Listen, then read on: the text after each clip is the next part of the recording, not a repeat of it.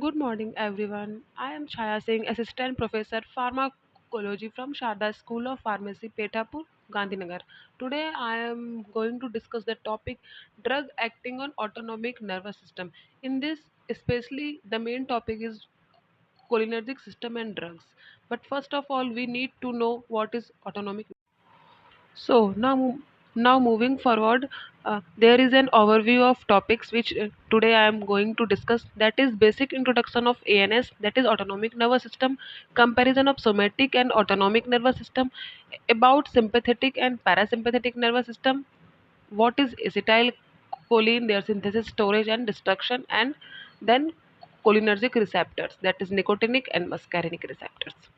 First of all, we need to know what is autonomic nervous system. So there is a general introduction of nervous system.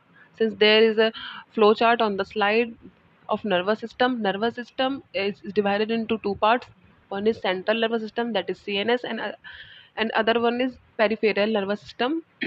And there is a subdivision of peripheral nervous system also, which is autonomic nervous system and voluntary nervous system. Now moving forward to next slide. So here we are going to discuss what is difference between autonomic nervous system and somatic nervous system.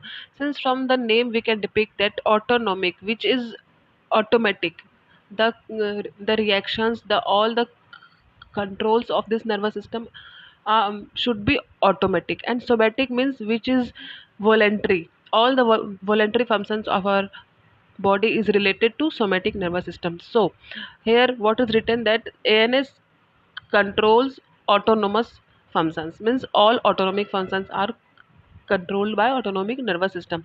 There are two types of nerves present in ANS, that is preganglionic nerves, which is myelinated, and second one is postganglionic nerve, which is non-myelinated.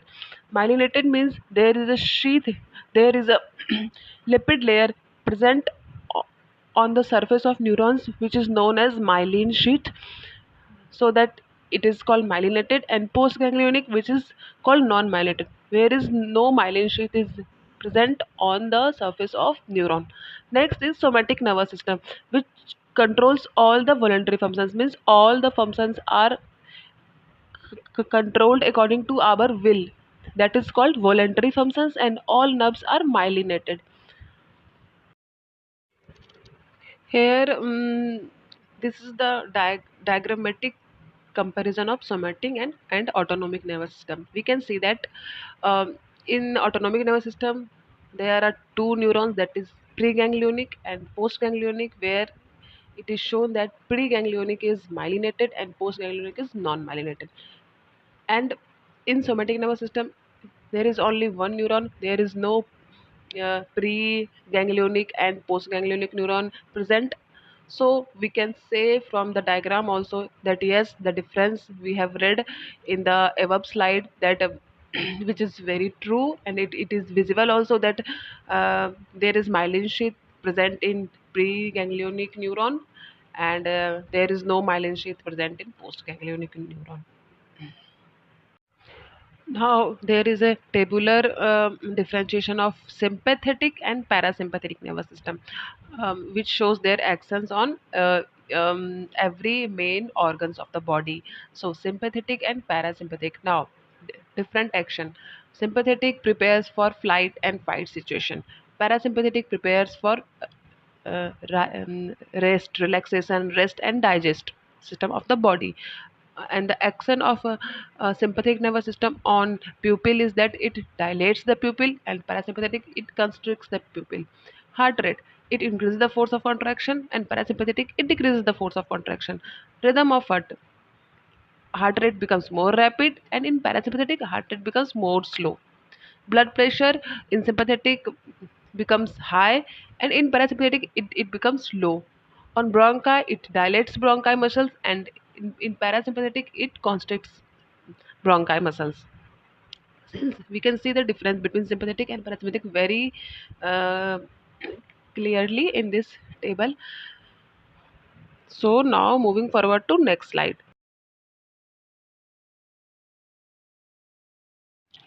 Now we are going to discuss the cholinergic system and drugs. But before that, we should know what is ACH, which is acetylcholine. Now, ACH is the chief neurotransmitter of the parasympathetic nervous system. Since in cholinergic system there is a sympathetic and parasympathetic both. So, first of all, we are going to discuss parasympathetic. So, in parasympathetic nervous system, ACH means acetylcholine is the chief neurotransmitter of this nervous system, which is a part of autonomic nervous system, a branch of PNS, which contracts smooth muscles, dilate blood vessels, increase body secretions, and slows heart rate, which we will discuss further. Now, ACH is synthesized in certain neurons by the enzyme choline acetyltransferase from the compounds choline and acetyl coenzyme A.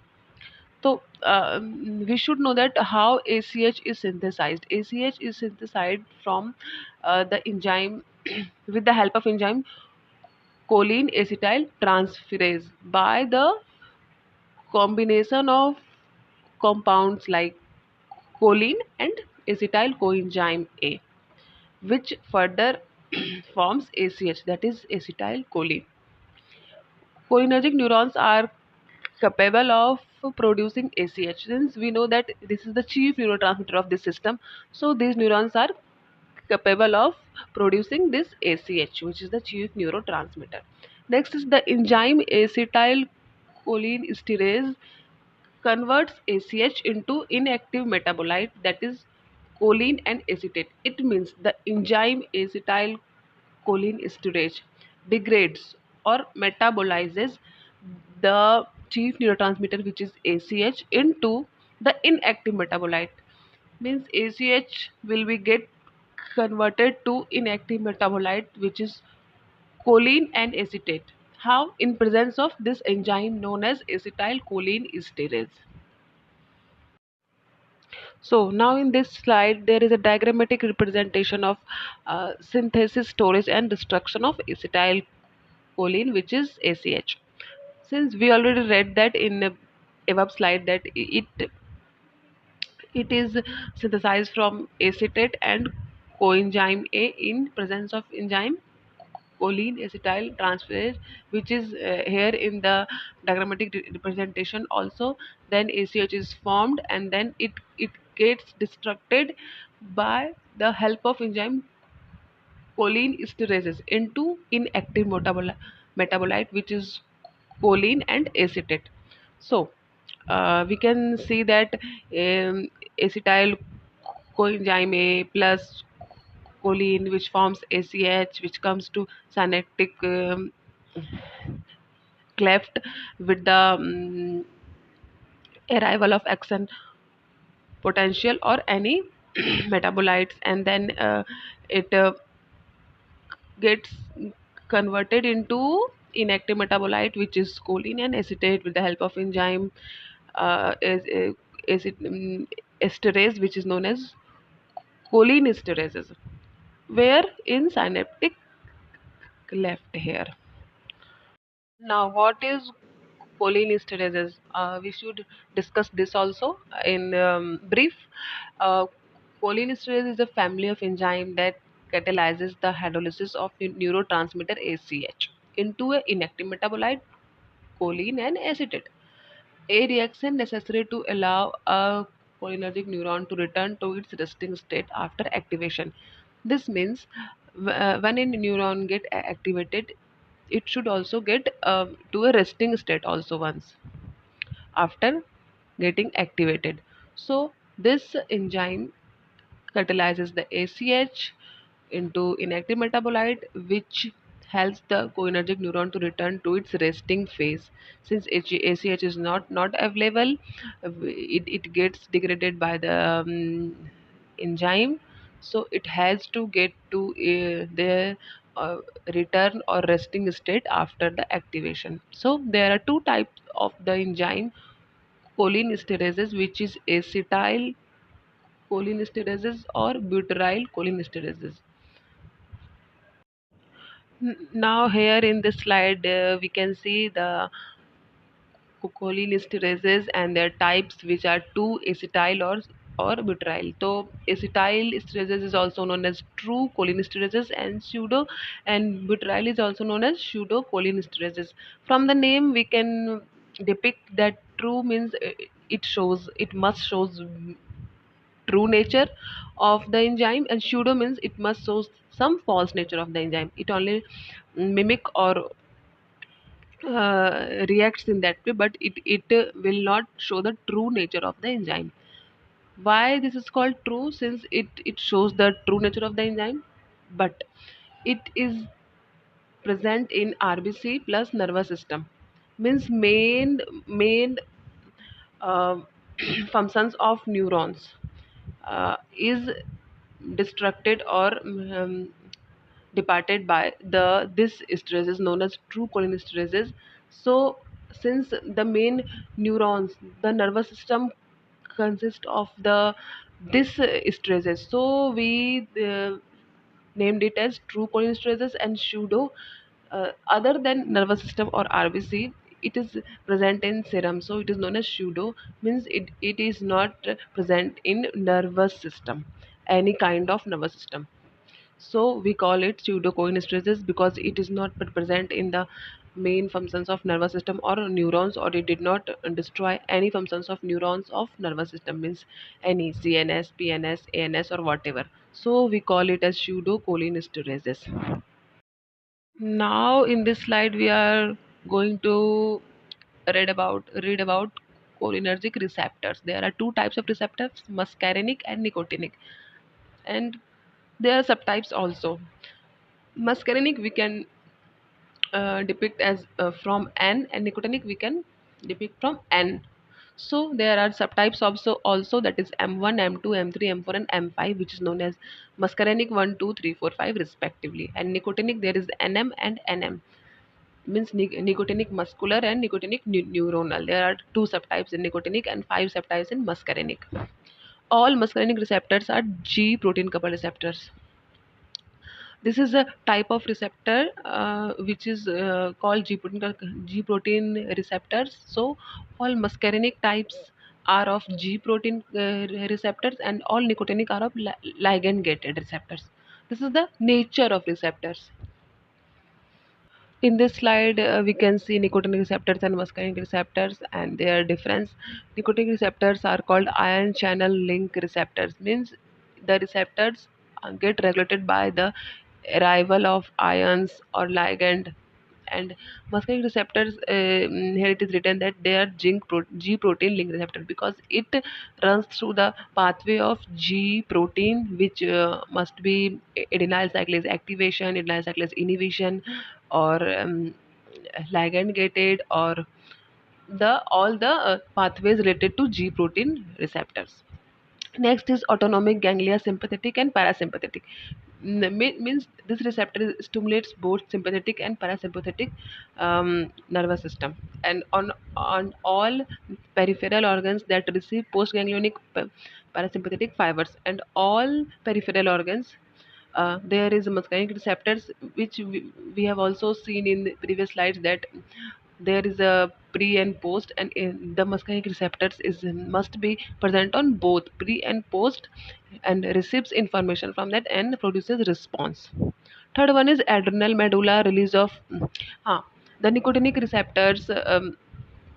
This is the response of nicotinic receptors. How it works means it works on adrenal medulla, it works on neurons, which um, releases of which helps in release of the adrenaline and noradrenaline. And here in muscarinic receptors, the it helps in the either inhibition or activation of any organs of our body. So here it is written heart inhibition or exocrine glands contraction means activation.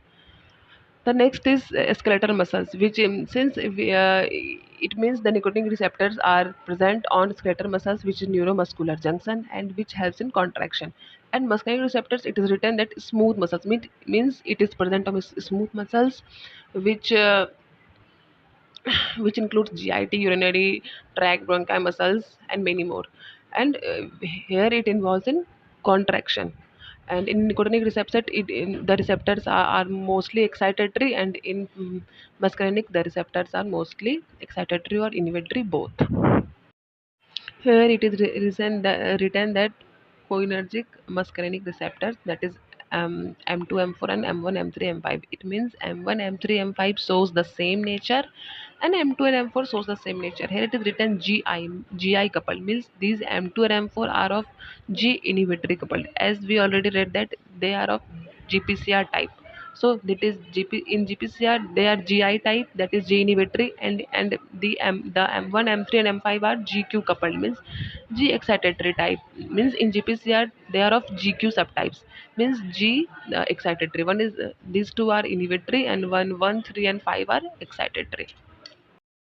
Here M1, M3, and M5 shows phosphatidyl inositol and IP3 DAG, and then it shows the response excitation, means G, means they are of GPCR type, which runs through this pathway, which is phosphatidyl inositol phosphate, which gets converted into IP3 and DAG, means inositol 1,4,5 triphosphate, and DAG means diacyl glycerol, which shows the response excitation, means M1, M3, and M5. As we already read that they are GQ type, means G excitatory type, means runs through this pathway and shows excitatory, means all the responses should be excitatory in a positive sequence, means so it shows the reaction excitation in every way.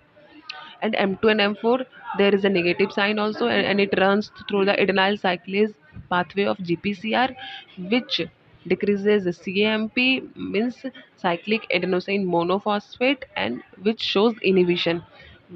As we should already know that CAMP, whenever cyclic AMP or adenyl cycle is inhibited, there is a inhibition of the any action where the receptors are present on the body, means M2, M4 shows the inhibition of action wherever they are present on the body, the actions are must be inhibited, or it shows inhibition in every possible ways.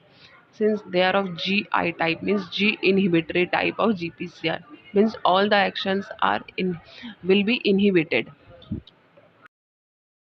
Here there is a location and the preferred action of the M1, M2, and M3. Since we already read that M1, M2, and M3 are of GQ type, means IP3 DAG pathway, it follows. So M1 is present in CNS, salivary gland, and parietal cells. So the axons must be excitatory, because we know that this is GQ type and it shows excitatory action.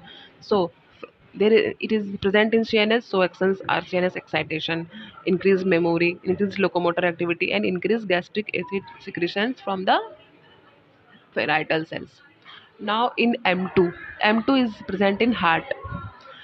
We know that M2 and M4 are of GI type. So G inhibitory means all actions will be inhibited. So in heart, all actions will be. It is shown that all actions are inhibited, which shows decreased actions, means the arrow is in decreasing order, means decreased rate of heart rate, decreased force of contraction, and decreased AV conduction. And M3, it is present on smooth muscles and exocrine glands. This also follows IP3 DAG pathway, means all actions should be excitatory. So the arrow is also in that um, excitatory form. So we can see that all smooth muscles contraction except vasodilation and glandular secretions, means all smooth muscles get contracted, means all axons get excited, all axons are excitatory except vasodilation, because vasodilation, the vascular blood vessels, there is a EDRF, endothelium dependent release factor is present, which produces a NO, which is a natural vasodilator. So there is a vasodilation in only vascular smooth muscles, except there is a contraction and glandular secretion, which shows the excitatory nature of M3, which is present on smooth muscles and exocrine glands. So this is the last slide of this PPT, which shows the receptors, their locations, and pharmacological actions in a tabular form, which must be very easy for anyone to recall. This is the especially the summary of all the receptors, location, functions, which we have read in all the above slides. This is the easiest tabular form so that we can recall easily. This is uh, See, we know M1, M2, M3, M4, and M5 receptors. So M1, we know it is a excitatory type. So location CNS. So the axons are also excitatory type, means CNS excitation. It is present on parietal cells. So we know the axons are excitatory type. So means gastric acid secretion in pharmacological action. M2, we know it is present on heart, which is inhibitory type. So here we can see that there is a cardiac inhibition, means all the action of heart will be inhibited. The term is called bradycardia, which is which means the heart rate becomes lower than normal. M3, we already know M3 is excitatory type. It is location is exocrine gland, smooth muscles, vascular endothelium, and the axons are just similar to the excitatory type. Exocrine gland, all the secretions are increased. Secretion of gland, smooth muscles, it gets contracted. Just there is an exception of vascular endothelium, which I have already discussed, that it consists of natural nitric oxide, which is a natural vasodilator. So there is a vasodilation. This is the exception. Vascular endothelium is an exception of this. Um, M4 and M5, it is present in CNS. So we can see that there is a memory, arousal, attention, etc. But CNS is present in M4 and M5, but exact roles are still unknown. So we did not discuss it in detail. So M1, M2, M3 are the most important receptors of the ACH receptors of muscarinic type. So thank you. That's all for the slide.